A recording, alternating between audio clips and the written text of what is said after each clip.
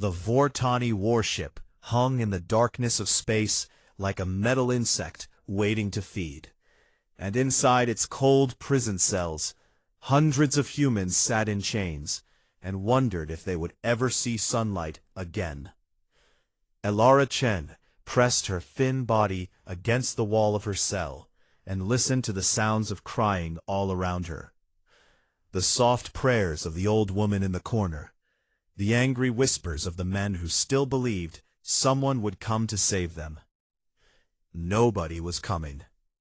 She knew this because she had watched the Vortani burn 3 colony ships before capturing the 4th. And she had seen the way these insect-like aliens looked at humans, the same way a child might look at ants before crushing them under a boot. Elara was 13 years old, and she had been born with a body that did not work the way other bodies worked. Her legs had never carried her anywhere on their own, her arms grew tired after lifting even small things, and her spine curved in ways that made doctors shake their heads and speak in soft voices to her parents. Her hover chair had been destroyed during the capture, and now she sat on the cold metal floor, because the Vortani did not care if she was comfortable or not. They did not care about anything except power and fear, and the strange religion they had built around both.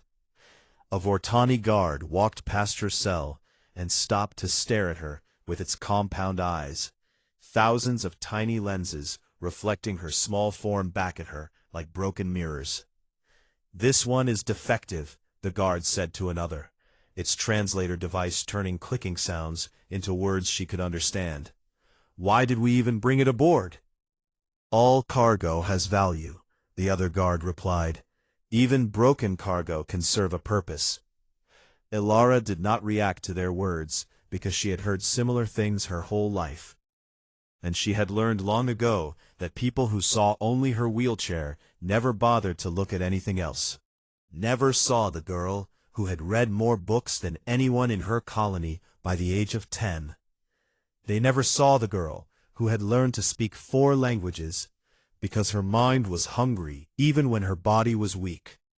They never saw the girl who had taught herself to paint and to code and to play chess well enough to beat adults 3 times her age. They only saw the chair and the small, twisted body in it, and then they looked away. The Vortani were no different. 3 days passed in the belly of that ship, and Elara watched and listened and learned, because that was what she had always done when she could not act. And she discovered that the Vortani were taking them to a place called the Dominion Central, where prisoners were sorted like packages, and sent to work in mines or factories or worse. But some prisoners were sent somewhere else entirely. She heard the guards talking about something called the Dragon's Maw, a pit on the Vortani homeworld where they kept a creature so terrible that even the Vortani themselves feared it. The Kethvoran, they called it, the last of its kind, a dragon that had lived for 800 years and had eaten every living thing ever thrown into its pit. The Vortani used it as a tool of fear, sending their worst enemies and most hated prisoners into the maw as tributes, and the screams that echoed from that pit reminded everyone in the Dominion what happened to those who defied their masters. Elara felt cold when she heard these stories, but she pushed the fear down deep inside herself, where it could not show on her face. On the 5th day, the High Commander of the ship came to inspect the prisoners, and Elara saw him for the first time. A massive Vortani with golden bands on his forearms and eyes that burned with cruel intelligence. He walked slowly past each cell and pointed at prisoners one by one, this one for the mines, that one for the factories, these 3 for the breeding programs that would create more slaves. When he reached Elara's cell, he stopped and stared at her for a long time. "What is this?" he asked, his voice like gravel scraping against glass. "A defective human, Commander," the guard answered. "We were going to dispose of it." The commander tilted his head and made a sound that might have been laughter. "No," he said slowly. "No, I have a better idea." He crouched down to look at Alara through the bars, and his compound eyes seemed to drill into her soul. "The humans in the outer colonies have been causing trouble," he said. "They think their species is special. They think they deserve freedom. They whisper about rebellion when they think we cannot hear." He stood up and spread his forearms wide. "We will show them what we think of their species, by taking the weakest and most worthless human we have, and feeding it to the Keth-Vorin. And when word spreads of how easily their kind is destroyed, their hope will die with this broken little creature." Elara's heart pounded in her chest, but she did not cry, and she did not scream, and she did not beg, because she knew that was exactly what they wanted. The other human prisoners began to shout and pound on their cells when they heard the commander's words. An old man named Marcus, who had been kind to Alara, threw himself against the bars and demanded they take him instead. "She is just a child," Marcus roared. "Take me, you monsters, take me!" But the Vortani only laughed and opened Alara's cell and lifted her small body with their rough hands. Alara looked back at Marcus and the other humans as they carried her away, and she tried to memorize their faces because she knew she would never see them again. "I am not afraid," she whispered, though her voice trembled and her hands shook. It was a lie, but it was a good lie. And sometimes good lies are the only armor we have against a universe that wants to break us. The Vortani carried her to a shuttle and flew her down to their homeworld, and marched her through streets where thousands of aliens stopped to watch the small human being taken to her death. And then she stood at the edge of a pit so deep she could not see the bottom, a hole in the world that smelled like old blood and ancient hunger. "Throw it in," the commander said. And they did. Alara fell into darkness, and she did not scream, not because she was brave, but because she had no breath left for screaming. And when she finally hit the bottom and lay broken and bleeding among the bones of 1,000 dead creatures, she heard something massive begin to move toward her. The dragon was coming. The darkness at the bottom of the pit was not complete, because somewhere far above her a few rays of light leaked through cracks in the dome that covered the dragon's maw, and those thin beams of light fell upon a landscape of nightmares. Alara lay on her back, among bones, so many bones. Skulls of creatures she had never seen before stared at her with empty eyes. Rib cages rose from the ground, like the frames of ships that had sunk in an ocean of death. And everywhere she looked, she saw the remains of those who had come before her. Her body hurt in ways she had never experienced. Her fall had been slowed by something soft and terrible that she did not want to think about. But still, she had landed hard enough to feel pain, shooting through her spine and her arms and her legs that had never worked anyway. She tried to sit up and failed. She tried again and managed to push herself onto her side, and that small victory felt like climbing a mountain. Ground beneath her trembled. Something was moving in the darkness beyond the reach of the light. Something so large that each step it took shook the bones around her and sent small skulls rolling across the floor. Alara wanted to close her eyes and pretend this was not happening, but she had promised herself long ago that she would always face the truth, no matter how terrible it was. So she watched the darkness and waited for death to show its face. The dragon emerged from the shadows like a god of destruction, taking physical form, and Alara understood immediately why the Vortani used this creature to break the spirits of their enemies.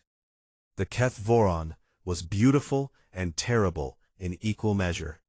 Scales the color of black glass covered its massive body, each scale edged with lines of deep purple that pulsed with an inner light, and its eyes burned like twin suns trapped in darkness. It was larger than any living thing Alara had ever seen, larger than the shuttles the Vortani used, larger than the cargo bays of colony ships, so large that its head alone could have swallowed her whole without any effort at all. The dragon lowered that massive head toward her, and hot breath washed over her body, carrying the smell of ash and something older, something that reminded her of the way her grandfather's house had smelled, ancient and powerful and sad. Alara felt the creature's mind press against her own. This was something she had not expected, a pressure inside her skull that was not painful, but was deeply strange, like someone opening a door into a room she had not known existed. The Kethvorin was telepathic. Images flooded her mind that were not her own. Memories of other tributes, hundreds and hundreds of them over centuries, all of them screaming or fighting or begging or trying to run. The dragon had seen every type of fear that existed. It had tasted terror in all its forms, and it expected to find the same thing in her. Alara could not run because her legs did not work. She could not fight because she had no weapons and no strength. She could not hide because there was nowhere to go. So she did the only thing she could do, the thing she had always done when faced with situations she could not control. She opened her mind and let the dragon see. Not her fear, though that was there, burning bright and hot inside her chest. She showed it something else. She showed it her whole life in a single moment. The hospitals and the doctors and the pitying looks. The children who had laughed at her and the adults who had spoken about her as if she was not in the room. The loneliness of being trapped in a body that would not cooperate.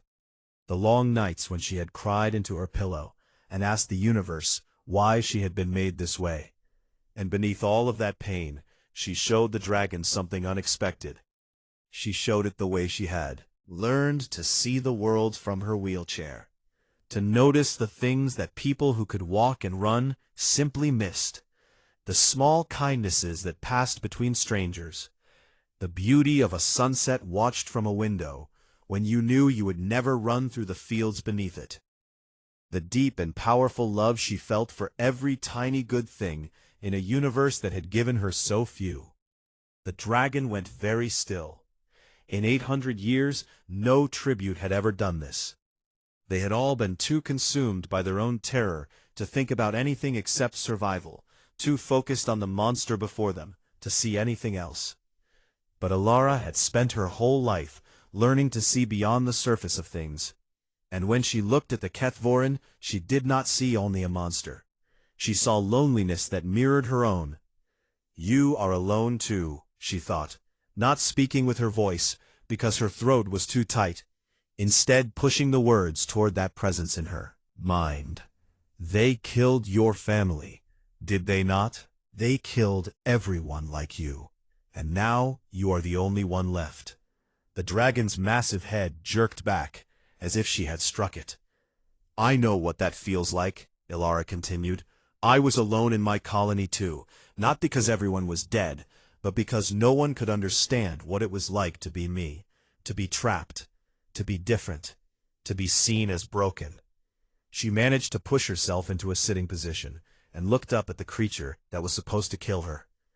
How long have you been down here? She asked. How long since someone talked to you instead of screaming at you?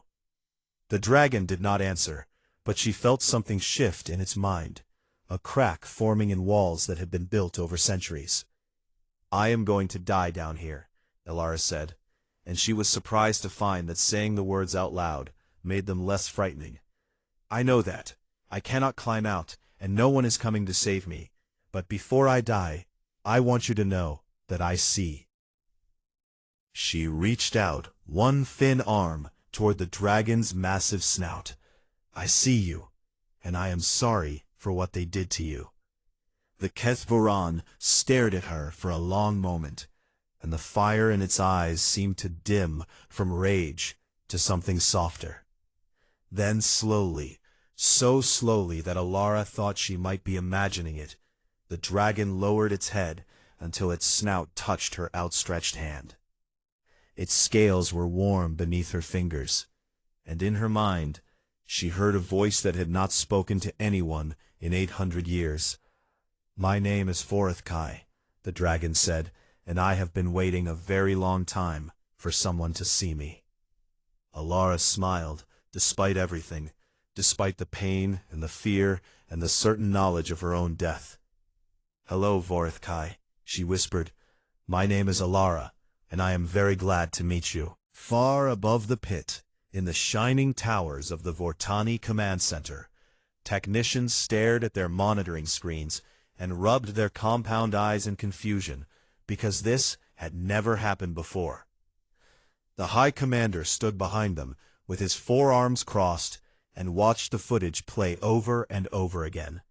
The small human girl sitting beside the most dangerous creature in the known galaxy, talking to it, laughing with it, sleeping curled against its massive body, as if it were nothing more than an oversized pet.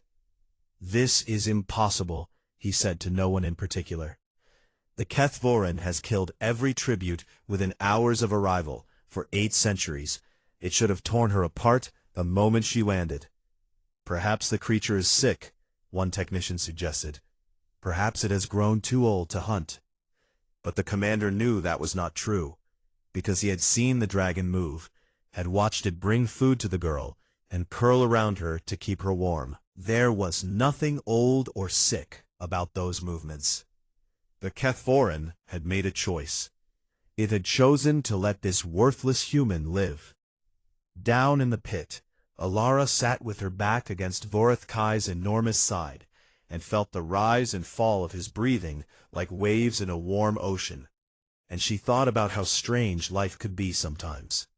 She had come to this place expecting death, and instead she had found a friend. Not just a friend, she corrected herself, a kindred spirit.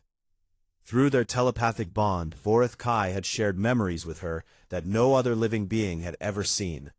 Memories of his homeworld when it was full of dragons, great creatures that soared through purple skies and sang to each other across mountain ranges, and loved their children with a fierceness that put most other species to shame. He showed her the day the Vortani came with their ships and their weapons, the day they decided that dragons were too dangerous to exist, and began hunting them one by one. And he showed her the moment he watched his mother fall from the sky with Vortani plasma fire burning through her wings. "They captured me because I was young," Vorithkai told her, his voice resonating in her mind like distant thunder. "They wanted to study me, to learn how to use my kind as weapons, and when they realized they could not control me, they threw me in this pit and began feeding me their enemies." Alara reached up and placed her hand on his snout, the way she had learned he liked. "Why did you not escape?" she asked. "You are powerful enough to break through these walls. I have seen your fire and felt your strength. Nothing they built could hold you if you truly wanted to leave." Vorithkai was quiet for a long moment. "Where would I go?" he finally answered. "My kind are all dead. My world has been taken over by the Vortani, and every living creature in the galaxy has been taught to fear me.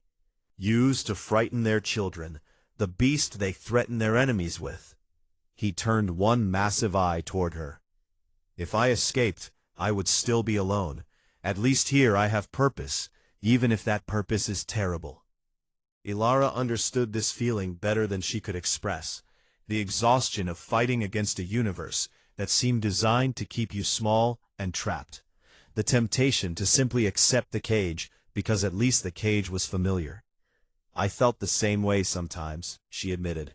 "When I was younger, I used to dream about walking, about running through fields, and climbing trees, and dancing the way the other children did, and then I would wake up and remember that my legs would never carry me anywhere."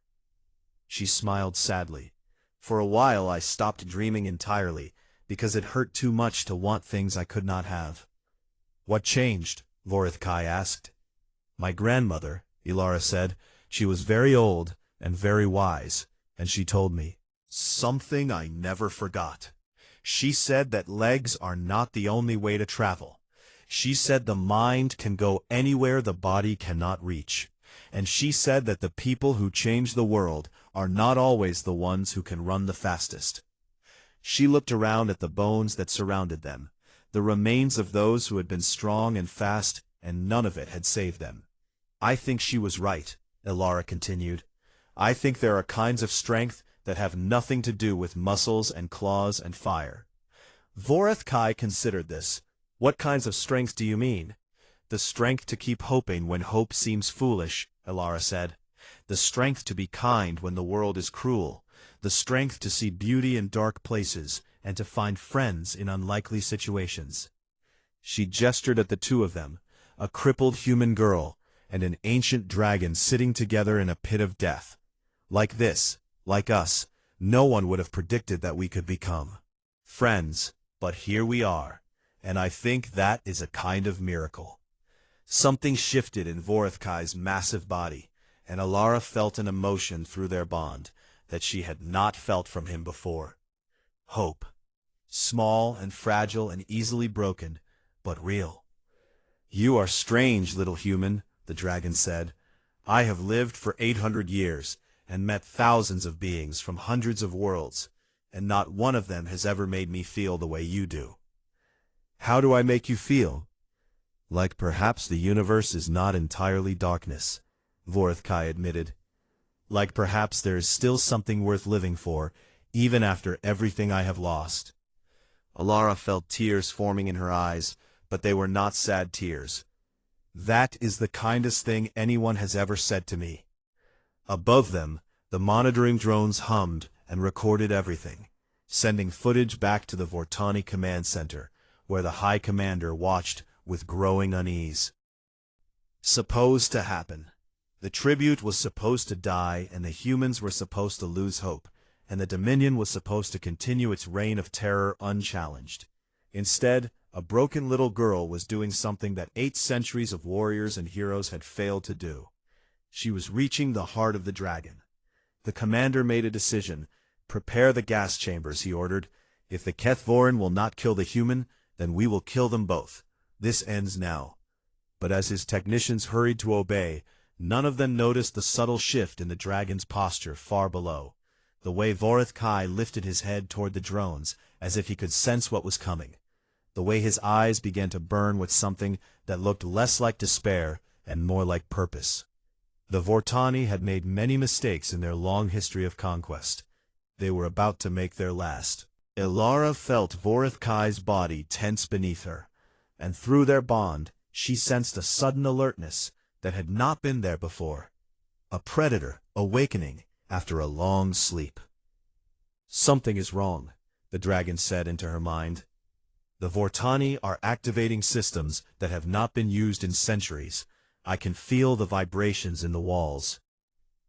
Elara looked up toward the distant dome that covered the pit, and saw new lights flickering to life, mechanical arms extending from hidden panels, and a faint hissing sound beginning to echo through the chamber. What are they doing? Poison, Vorethkai answered. They are flooding the pit with a gas designed to kill organic life. They used it once before, when a tribute lasted too long, and they grew impatient. Fear shot through Elara's chest like ice water. Can you survive it? Perhaps. My kind are resistant to most toxins, but you are human, and far more fragile. Toward her, and his eyes burned with something that looked like fury. They think they can take you from me, he said, and his voice in her mind was thunder, rolling across mountains. They think they can murder the only creature who has shown me kindness in 800 years, and I will simply accept it. Elara reached for him through their bond. Vorethkai, the containment dome above us, how strong is it really? It was built to hold me when I was young and foolish and fought against my captivity, the dragon replied. But that was long ago, and I have grown much stronger since then. I stopped testing the boundaries because there seemed to be no point. Is there a point now? Vorethkai was quiet for a single heartbeat. Yes, he said, there is. The dragon rose to his full height, and Elara had to crane her neck back to see his head so far above her. And in that moment, she understood how small she truly was, compared to this ancient being, who had chosen to be her friend. The Vortani took everything from me, Vorethkai said, and his voice was no longer sad or tired. It was sharp and bright and burning with purpose. my family, my world, my freedom, my hope, and I let them do it because I believed I had nothing left to live for. He looked down at her with eyes that glowed like twin suns. But now I have you, small one, and I will not let them take you too. The hissing of the gas grew louder, and Alara could see green mist beginning to pour from vents high on the walls. What do we do? She asked. We leave, Vorithkai answered simply. He lowered his head, and gently, so gently that Alara barely felt it, he scooped her up in one massive claw and cradled her against his chest, where his scales were warmest. Hold on to me, and do not let go no matter what happens. Alara wrapped her arms around one of his claws and pressed herself against his body, and she felt no fear at all. Only a wild, fierce joy that made no sense given the circumstances. I trust you, she said. Vorithkai spread his wings. For 800 years, those wings had been folded against his body, unused and forgotten, because there was nowhere to fly in the pit and no reason to try. Now they unfurled like dark sails catching the wind, and Alara gasped at their beauty. Membranes of deep purple stretched between bones of black glass, wide enough to cast shadows over the entire floor of the pit. The dragon took a breath, and then he released fire. Not at Alara, not at the bones around them, but upward at the containment dome that had been his prison for centuries. The flames were unlike anything Alara had ever seen or imagined, white-hot at the center, and fading to deep violet at the edges. And where they struck the dome, the metal screamed and buckled and began to melt. The Vortani had built their containment system to hold a young dragon who had already been weakened by grief and captivity. They had not built it to withstand the full fury of an ancient Kethvorin who had finally found something worth fighting for. The dome shattered. Pieces of burning metal rained down around them, but Vorithkai shielded Alara with his wing, and then he launched himself upward through the hole he had made, his massive body rocketing toward the sky with a speed that should have been impossible for something so large. Alara pressed her face against his scales and felt the wind howling around them, and when she opened her eyes, she saw something she had never expected to see again. The sky. It was purple and strange and filled with alien stars, but it was beautiful beyond words. And she laughed out loud, even though her body ached and her heart pounded with terror. Vorithkai, we did it, she cried. We are not done yet, little one, the dragon replied, and his voice in her mind was fierce and glad. Are still prisoners in the Vortani compound, the ones who wept for you when you were taken. Alara remembered Marcus, the old man who had tried to save her, and all the other humans who had been kind to her in the prison cells. Can we save them? Watch and see. Vorithkai turned in the air, and Alara saw the Vortani compound spread out below them. Towers and barracks and landing pads, and 100 warships that suddenly seemed very small compared to the dragon who soared above them. The Vortani were scrambling now, alarms blaring, and soldiers rushing to their positions, and weapons powering up to target the creature they had assumed would never escape. Vorithkai opened his mouth and breathed fire down upon them. The largest warship exploded first, its fuel tanks igniting in a chain reaction that sent shockwaves rippling across the compound. And then the weapons platforms melted, and the guard towers collapsed, and the soldiers who had laughed as they threw a crippled girl into a pit began to run for their lives. The prison cells, Alara shouted, pointing toward a building near the edge of the compound. I remember the layout from when they brought me in. The humans are in the eastern wing. Vorithkai dove toward the prison, and Alara watched as he landed with such precision that not a single wall near the human cells was damaged, his claws tearing through fences and barriers like paper while leaving the prisoners unharmed. And then the doors burst open, and humans came pouring out, hundreds of them, blinking in the strange purple light of the Vortani sky, and staring in disbelief at the dragon who had come to free them. Marcus was among them, and when he saw Alara cradled in the dragon's claw, he fell to his knees and wept. "She was supposed to die," he whispered. "They told us the dragon would kill her. How is this possible?" Alara smiled down at him from her impossible perch. "Friend," she said simply. Behind them the Vortani compound burned, and the empire that had seemed invincible began to crumble, and word was already spreading across the galaxy. The dragon had risen, and it answered to a human girl who could not walk. 3 months had passed since the dragon rose from the pit, and the galaxy had changed in ways no one could have predicted. The Vortani Dominion, which had ruled through fear for over 1,000 years, was falling apart at the seams, colony after colony rising up against their insectoid masters.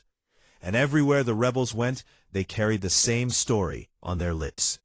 The story of the dragon and the girl. Alara sat in her new hover chair, a gift from a grateful alien species that the Vortani had enslaved for generations, and watched through the window of the diplomatic vessel as another world celebrated its freedom below. Fireworks painted the alien sky in colors she did not have names for, and crowds filled the streets chanting words she could not understand, but whose meaning was clear. They were free, and they were grateful, and they wanted to see the ones who had made it possible. "You should go down there," Vorithkai said through their bond, his voice steady, but tinged with urgency. Massive body coiled around the landing pad outside the ship. "They are calling for you." "They are calling for both of us," Alara replied. "I'm just the girl who talked to a dragon. You are the one who actually did the fighting." The dragon made a sound that might have been laughter. "I burned their ships and melted their weapons, yes, but you were the one who told me where to strike and when. You were the one who remembered the layouts of their compounds and the schedules of their patrols." He turned his great head toward the window, where she sat. "I am the fire," he said, "but you are the one who aims it." Alara smiled and shook her head, but she knew he was right. They had become something together that neither could have been alone, and that partnership had proven more powerful than anyone in the galaxy had expected. The door to her cabin opened, and Marcus entered, the old man who had tried to save her life in the prison cells. "To leave her side, ever since." "The Galactic Council has sent another message," he said, holding up a datapad. "They want to negotiate. They are offering formal recognition of human independence and reparations for the colonies that were destroyed." "What do the other freed species say?" "They want to be included in whatever agreement we reach. The Vortani enslaved hundreds of worlds, and all of them are looking to us for guidance." Alara closed her eyes and felt the weight of that responsibility settling on her thin shoulders. 3 months ago she had been a prisoner waiting to die, and now she was being asked to help shape the future of the galaxy. It was absurd and terrifying, and she sometimes woke in the middle of the night, wondering if this was all a dream. But then she would feel Vorithkai's presence in her mind, warm and steady and real. And she would remember that miracles were possible, even for broken little girls who could not walk. "The Council, we will meet with them," she said, "but not alone. We represent all the species the Vortani oppressed, and they will all have a voice at the table." Marcus nodded and left to send the reply. 1 week later, Alara found herself in the Grand Chamber of the Galactic Council, a room so large that Vorithkai could actually fit inside it, though he had to curl his body around the edges, and his head still brushed against the ceiling. Representatives from 100 worlds filled the seats, and at the center of it all sat the Vortani delegation, the same species that had thrown her into the dragon's maw, looking small and frightened now that their weapons were gone, and their fleet was scattered. The lead Vortani diplomat approached the platform where Alara sat in her hover chair, with Vorithkai looming behind her. "We wish to discuss terms of peace," the diplomat said, and his voice was careful and measured, though his compound eyes betrayed his fear. "Discuss them," Alara replied. "But understand that we are not here to bargain. We are here to tell you what will happen now." The diplomat's forearms twitched. "You are just a child," he said, and there was a hint of the old contempt in his voice. "A broken, defective child. What gives you the right to dictate terms to the Vortani Dominion?" Vorethkai growled, and the sound shook the walls of the chamber. But Ilara raised her hand, and the dragon fell silent. She looked at the diplomat for a long moment, and when she spoke, her voice was calm and clear. "You threw me into that pit because you believed strength is the only thing that matters," she said. "You thought that a girl who could not walk had no value, that she was worthless, that her life meant nothing." She gestured around the chamber at the representatives of the freed worlds. "But look what happened. Look at where we are now. Your empire is dust, and your slaves are free, and every world in this galaxy knows your name as tyrants and monsters." She leaned forward in her chair. "You were wrong about strength. True strength is not found in muscles, or weapons, or the ability to destroy. True strength is found in connection, in compassion, in the willingness to see value in others, even when they are different from you." She placed her hand on Vorethkai's snout, as the dragon lowered his head beside her. "I did not tame this dragon. I did not conquer him or force him to serve me. I simply saw him as a person rather than a monster, and that was enough. That was everything." The chamber was utterly silent. "Humans are small and fragile compared to many species in this galaxy," Ilara continued. "We are not the strongest, or the fastest, or the longest lived, but we know something that you never learned. We know that everyone has value. We know that the weakest among us often have the most to teach. We know that kindness can reach places that violence." She looked directly into the diplomat's compound eyes. "That is what gives me the right to sit here. That is what makes humans different. And that is why you will agree to our terms, because the alternative is a galaxy that has learned it does not need you anymore." The diplomat lowered his head, and Ilara knew that the Vortani had lost everything, not because they had been defeated in battle, but because they had been proven wrong about what power really meant. Later that night, after the treaties were signed and the celebrations began, Ilara sat alone on Vorethkai's back as they flew through the stars, far from any world or ship. "What happens now?" the dragon asked. "I do not know," Ilara admitted. "The galaxy is different, and we helped make it that way. But I am still just a 13-year-old girl who cannot walk. I do not know how to lead anyone." "You do not have to know," Vorethkai said.